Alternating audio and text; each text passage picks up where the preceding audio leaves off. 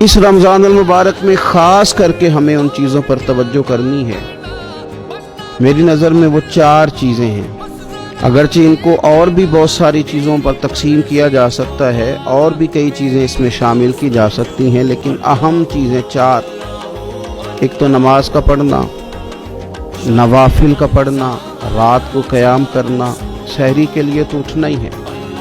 تو اٹھتے وقت تہجد کی نماز کو اہمیت دینا، نماز تراویح کو ذرا شوق کے ساتھ ادا کرنا، نفل کا قیام کرنا، عبادت کے لیے اپنے آپ کو تیار کرنا، اور دوسرے نمبر پر قرآن حکیم کی تلاوت کو ذوق شوق کے ساتھ کرنا، اپنا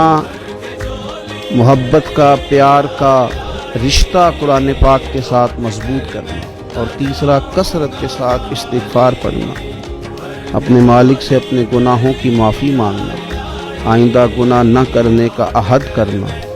اور چوتھا دعائیں مانگنا۔